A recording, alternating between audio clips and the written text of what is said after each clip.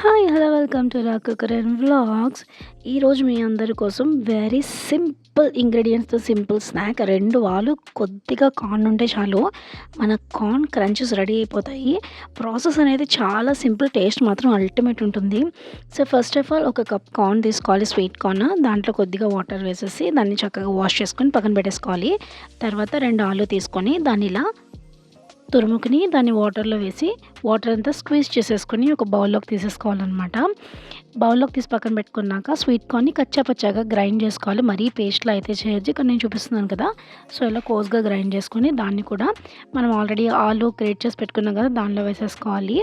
And ఇప్పుడు దీనిలోకి మనము ఒక టేబుల్ స్పూన్ ఆఫ్ బియ్యపిండి యాడ్ చేస్తున్నాను నేనిక్కడ. మీరు కావాలనుకుంటే బ్రెడ్ క్రమ్స్ యాడ్ చేసుకోవచ్చు.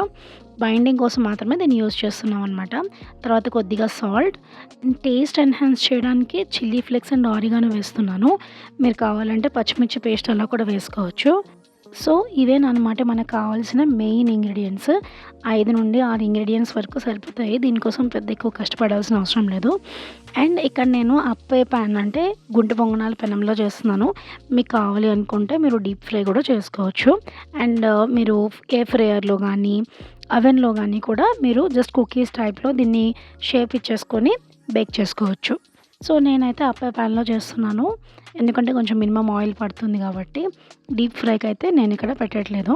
సో, ఇలా ఒక స్పూన్‌తో లేదా చేత్తో మనము ఆ గుంట పొంగనాల పెనంలో మొత్తం ఇట్లా ఫిల్ చేసేస్తున్నాం అనమాట.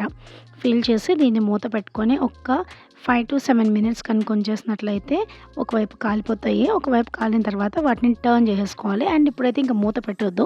రెండో వైపు పూర్తిగా కాలేదాకా సిమ్‌లో కాల్చుకోవాలనమాట. ఇదేంటంటే స్వీట్ కార్న్ అనేది మనకి తొందరగా కుక్ అయిపోతుంది. అండ్ ఆలు కూడా గ్రేట్ చేసాం కాబట్టి చాలా క్విక్‌గా అయిపోతుందనమాట. మీరు కావాలంటే సాస్‌తో సర్వ్ చేసుకోవచ్చు. సో, ఎలా ఉంది మరి రెసిపీ? మీరు కూడా ట్రై చేసి ఎలా వచ్చిందో చెప్పండి. అండ్ ఇది వెరీ హెల్తీ అండ్ టేస్టీ కూడా. ఇలాంటి మరిన్ని హెల్తీ అండ్ టేస్టీ ఇంకా చాలా చాలా సింపుల్ రెసిపీస్ కోసం మన కుక్కర్ అండ్ వ్లాగ్స్‌ని ఖచ్చితంగా సబ్స్క్రైబ్ చేయండి.